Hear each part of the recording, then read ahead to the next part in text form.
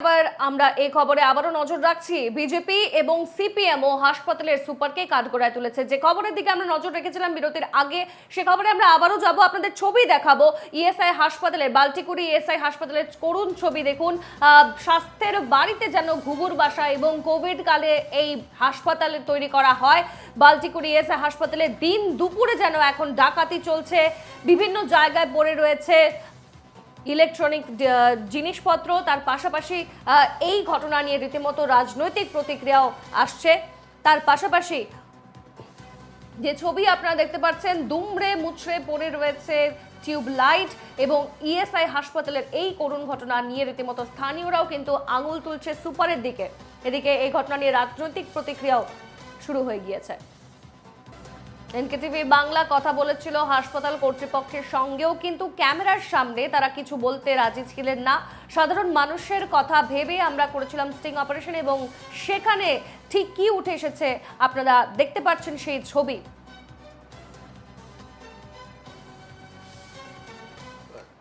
জানি না তিনি কেন কোনো বক্তব্য রাখছেন না, তার কেন সে নেই, ওয়াই সাইলেন্ট। যদি না দেখতে পারেন, সুপারের কাজ তো শুধু স্বাস্থ্য দেখা নয়, তার কাজ স্বাস্থ্য পরিকাঠামো দেখা, স্বাস্থ্য প্রশাসন দেখা। সেটাই যদি ভগ্নদশায় চলে যায় তাহলে সুপারের গুরুত্ব নেই। যেহেতু ইএসআইকে সেন্ট্রাল গভর্নমেন্ট দেখে, কিন্তু স্থানীয় গুন্ডাদের হাত থেকে বাঁচলে তো আপনি কিছু করতে পারবেন। আপনি সারা পশ্চিমবাংলা জুড়ে দেখুন, এই বাল্টিকুড়ি ইএসআইতে যিনি সুপারিনটেন্ডেন্ট আছেন, তিনি কিসের জন্য আছেন? ওনার দায়িত্ব কি? উনি যদি হসপিটালের পরিষেবাকে সুরক্ষা না দিতে পারেন, নিজের সম্পত্তির সুরক্ষা না করতে পারেন, তাহলে ওখানে ওনাকে রাখা হয়েছে কেন, আর উনি থাকবেন কেন? আমরা যাব সরাসরি আবারও আমাদের প্রতিনিধি অর্পণের কাছে। অর্পণ, আমরা যেমনটা দেখলাম যে এই ঘটনা নিয়ে রাজনৈতিক প্রতিক্রিয়া শুরু হয়ে গিয়েছে। বিজেপি থেকে সিপিএম তারা কিন্তু আঙুল তুলছে হাসপাতালের সুপারের দিকে, কি জানাচ্ছ? দেখো, একেবারেই এই ঘটনার কিন্তু সুপারকেই দোষী করছেন সাধারণ মানুষ থেকে রাজনৈতিক দলের নেতারা।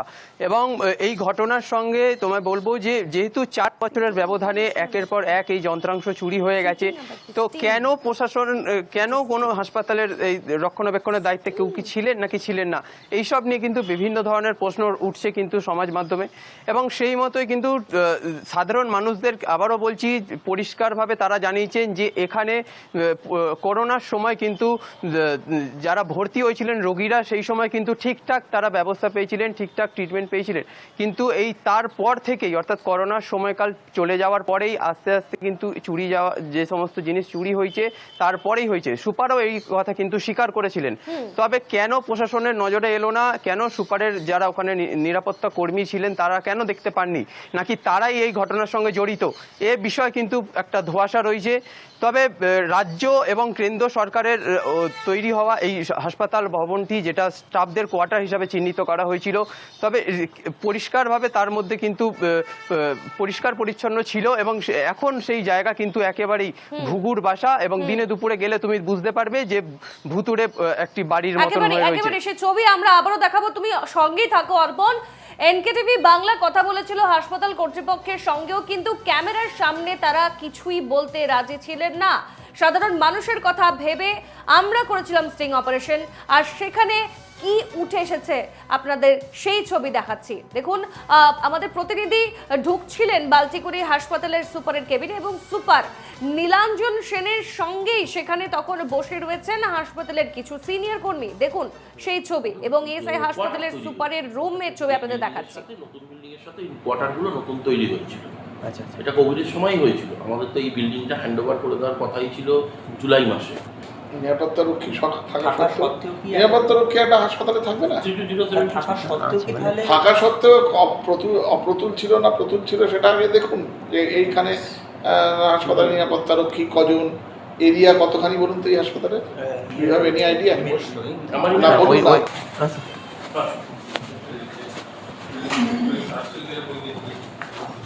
এখানে একটা সই করুন, এগুলো কি ডিওনাইজ হয়েছে জল, 14 তলাতে যত ওটা তো কোয়ার্টার তৈরি হয়েছিল। এই বিল্ডিং এর সাথে নতুন বিল্ডিং এর সাথে কোয়ার্টারগুলো নতুন তৈরি হয়েছিল। আচ্ছা, এটা কোভিডের সময় হয়েছিল। আমাদের তো এই বিল্ডিংটা হ্যান্ড ওভার করে দেওয়ার কথাই ছিল জুলাই মাসে। নিরাপত্তা রক্ষী থাকা সত্ত্বেও নিরাপত্তা রক্ষী একটা হাসপাতালে থাকবে না? থাকা সত্ত্বেও অপ্রতুল ছিল না প্রতুল ছিল সেটা কোয়ার্টার তৈরি হয়েছিল এই বিল্ডিং এর সাথে, নতুন বিল্ডিং এর সাথে কোয়ার্টারগুলো নতুন তৈরি হয়েছিল। আচ্ছা এটা কোভিডের সময়ই হয়েছিল। আমাদের তো এই বিল্ডিংটা হ্যান্ড ওভার করে দেওয়ার কথাই ছিল জুলাই মাসে 19-এ। তারপরে তো কোভিডের জন্য সেটা একটু ডিলে হয়ে গেল। হ্যান্ড ওভার করে দিল, আমাদের শিফট তখনও হয়নি। তারপরে 20 পর কোভিড এসে গেল। কোভিডে তারপরে আমরা আর এখানে আসিনি, হেলথই এটাকে পুরো অ্যাকোয়ার করে নিয়েছিল, বাল্টিপুরি কোভিড হসপিটাল করেছি। কিন্তু তার আগে আমাদের একটা কোয়ার্টারের, আমি যতদূর দেখেছিলাম, একটা ওই অ্যালটমেন্ট দেওয়াও হয়েছিল। তারপরে আর সেটা হয়নি, কেন আমরা তখন যেহেতু পুরো কোভিডে হেলথ নিয়ে নিল, আমাদের ইএসআই স্টাফদের বিভিন্ন হসপিটালে ছড়িয়ে দিয়েছিল। তখন পুরোটাই হেলথ নিয়ে এই বিল্ডিংগুলোকে চালাতো। এখন আর সেই ব্যাপার নেই। যতটা চুরি হয়েছিল, তারপরে অন্য যেগুলো অক্ষত অবস্থায় ছিল আমাদের মাস্টারমশাইরা নিয়ে এসে ওই পাকা লাইট টাইট সেগুলো খুলে নিয়ে এসে বাধ্য হয়ে আমরা এইখানে স্টোরে রেখে দিয়েছি। ধরা হয়েছে, যা হয় থানায় নিয়ে যাওয়া হয়, তারপরে আবার তারা বেরিয়ে চলে যেত। তিনবার এখানে মানে অপারেশনে হয়েছে। রাত 1টার সময় পুলিশ ঘিরে ফেলে অ্যারেস্ট করে নিয়ে গেছে, ঠিক আছে? এবার সেইটা আপনাকে থানা ডিটেলস দিতে পারবে। তারা কোন এলাকার ছিল লোকাল থানায় নিয়ে গেছে। রাত 1টার সময় পুরো ঘিরে ফেলে ভেতরে ঢুকেছে, আওয়াজ পেয়েছে, পুলিশ এসছে। আমার সময় 3বার। তো এইভাবে সেই রেকর্ড পুলিশের কাছে আছে। অ্যারেস্ট করে তাদের মেডিকেল করালো, হাওড়া হাসপাতাল থেকে করে নিয়ে গেল। আলটিমেটলি সেগুলোর কী ফেট হচ্ছে সেগুলো তারা আমরা জানতে পারছি না, সে থানায় বলতে পারবে। কিন্তু এরকম হয়েছে। নিরাপত্তা রক্ষী বাইরেটাই করে, ওটা তো পুরো আন্ডার লক অ্যান্ড কি ছিল। তলায় একদম চেন দিয়ে করে ওইভাবে তালা দেওয়া থাকে। আর নিরাপত্তা রক্ষী এইখানে বাইরে টহল দেয়, ওখানে ভেতরে থাকবে কি? ভেতরে তো কোনো লোকেরই নেই, পুরো সিল করা, নিচ থেকে দরজা সিল করা, কেউ ঢুকতেই পারবে না। থাকা সত্ত্বেও অপ্রতুল ছিল না প্রতুল ছিল সেটা আগে দেখুন, যে এইখানে হাসপাতালে নিরাপত্তা রক্ষী কজন, এরিয়া কতখানি বলুন তো এই হাসপাতালে?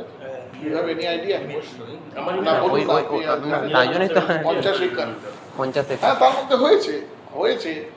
হয়েছে এবং পুলিশ করেছে, পুলিশ বারে